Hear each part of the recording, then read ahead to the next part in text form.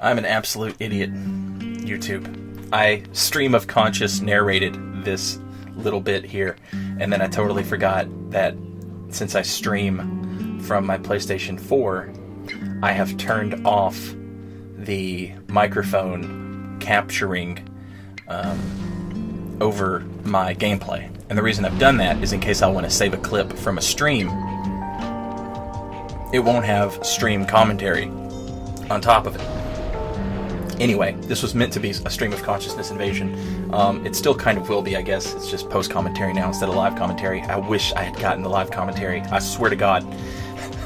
I was so hyped. Alright, so what we're looking at is a soul level 125 character who's not all the way to soul level 125 yet. I'm at like 123. I've got 2 points left to spend. I want to play a sword and board character because that's my favorite way to play, but I want to be able to contend with the ganks in the forest and in Ulasil because that is like the hardest thing in the world, apparently. Now, I came here to show off a regular invasion, what regular invasions look like at soul level 125. Don't be afraid to do soul level 125 invasions. People hype this shit up way too much. Yeah, their build is finished, but so is yours, and you should, you know what I mean? Like, this is my build. I've got the 50 vitality, I've got 28 faith. I think I've gone ahead and, yeah, it's 28 faith. I've got 4 attunement slots, so I've leveled my attunement up. 18 strength, 18 dex, and I've got 56 endurance for that fast roll. My 4 spells are Fire Tempest, which is an absolute meme, but I love it. Wrath of the Gods, Black Flame, and Great Magic Barrier. So I'll go over why I wanted all those spells. Right off the bat, we're getting ready to invade, so I'm going to swap to my canvas, and I've got Wrath of the Gods at the ready. And I picked this spell not because of the damage it does, but because this basically can help get a gank squad off of you if they're spawn camping.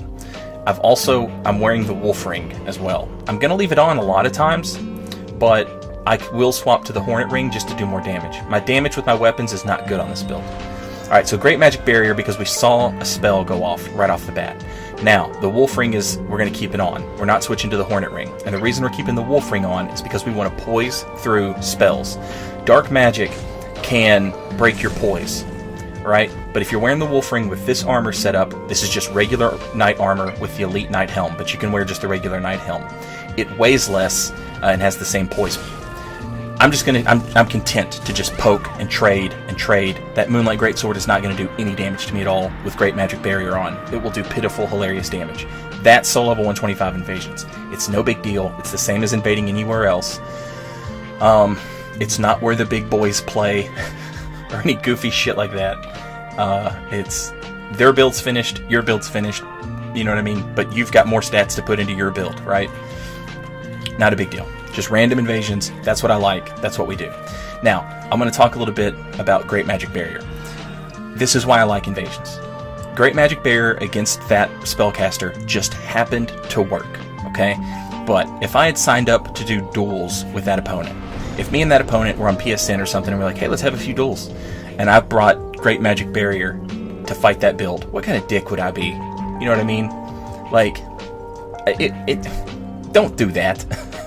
Don't do duels with your friend and then shut their build down with Great Magic Barrier. Are they going to let you cast it? If I was the mage and you tried to cast Great Magic Barrier in my face, I would dark bead you in the face. Right? So, in invasions though, the anything goes mentality, hey, Great Magic Barrier just happens to work. You just happen to be a spellcaster and I just happen to have it equipped. Now, that's... Also, we'll say this. Spells like Fire Tempest are much more fun than anything in Dark Souls 3. There's a lot of great fun spells in Dark Souls 1, and I think people lean towards spell casting because 1, it's more fun, and 2, it's easier to win with spell casting in Dark Souls 1 compared to Dark Souls 3. Alright, so Great Magic Barrier comes in handy a lot, especially in ganks because it's like there's always one caster, right? Fire Tempest, like I said, bit of a meme, but I love it. It's so much fun. Now I'm using Sword and Board because that's like my preferred playstyle, right? even in Dark Souls 3 when it was good.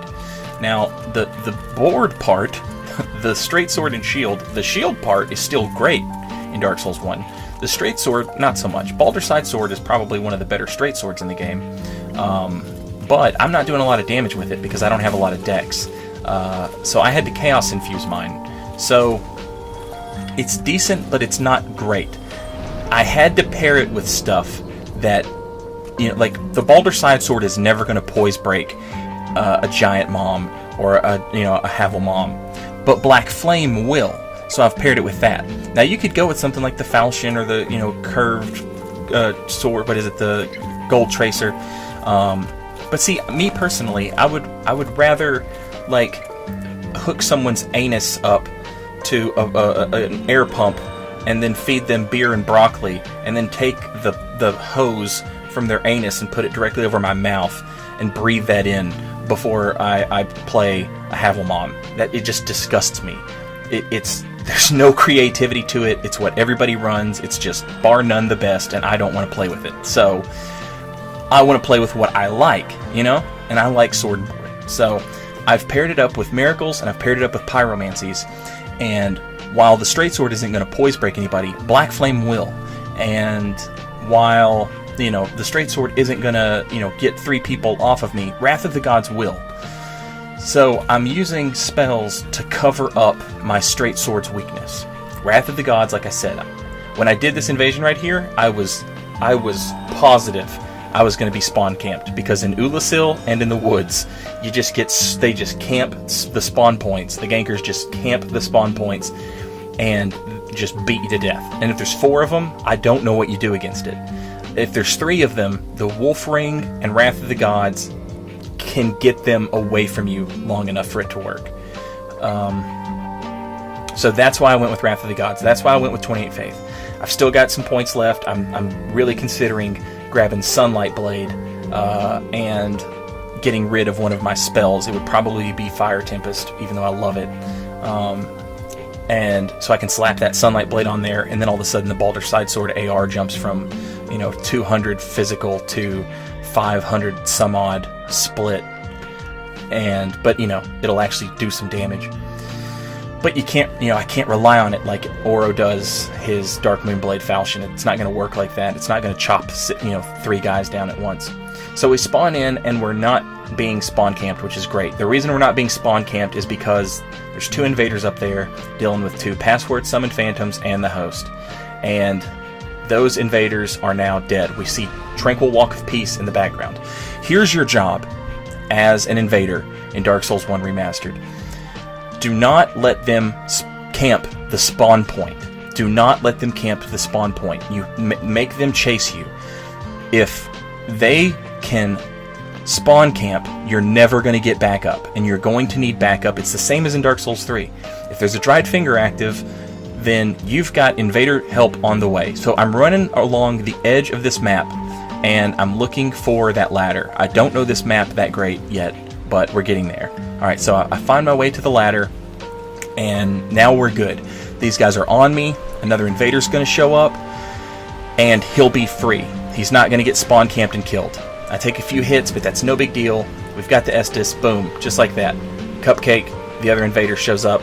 Here comes this person, Wrath of the Gods. One more, Wrath of the Gods. Rip. Password summon dead.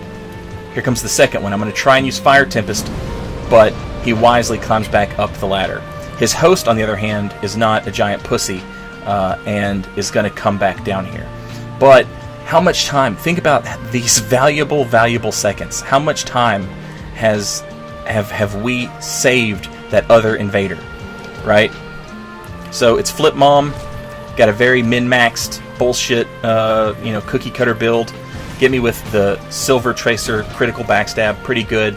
50 vitality allows me to survive it. Wrath of the Gods to keep them off of me, and then boom, we survive the Gankspank with the build I like, and that's what I needed. I can make this build work. I can make this work for Gankspanks, and I'm happy about that. I'm excited about that. Black Flame doesn't do a lot of damage compared to Great Combustion, but it does more poise damage. worth having. Wrath of the Gods is great for getting people off you if they're trying to spawn camp you. It's not going to work every time. Sometimes you're just going to have to take the L. You're just going to have to take the loss and move on. But Wrath of the Gods can sometimes do that. So those are the two, most important spells. Then you've got Great Magic Barrier, and that's fantastic for what it is, which is basically, if there's a wizard in that gank squad, you don't have to pay attention to them. They can't hurt you. I'm rocking just the regular knight armor with the elite knight helm. This armor plus the wolf ring gives me enough poise where I can get through 2 or 3 hits with 2 different weapons that are like 2 different curved swords, and I can still cast Wrath of the Gods, that's what I needed. So thank you guys for watching. I'll have some more adventures of this character. This character's name is Nox of Kareem. This is not like a lore dude. This is just sort of what Knight Malcolm was to my Dark Souls 3 stuff, where I was trying to learn, like, okay, how do you beat the ganks? This is sort of the Dark Souls 1 version of that character, and I'm just really excited that I've crafted him. He's not done yet. I've got this save backed up. I'm gonna tweak the numbers a little bit more, but I'm just so happy to be getting there. I mean, let's be real, this game's been out for 7 years. Everybody already knows what the best stuff is, and everybody's using it. I'm not about that life. There's a million YouTubers that want to tell you about the next best OP build. I want to tell you that what you like, play with what you like. Find where it's weak, grab a utility, like Black Flame or Wrath of the Gods, to back it up, and then 2, keep your expectations real. You're not going to win every time, man. It's Dark Souls. Later, y'all.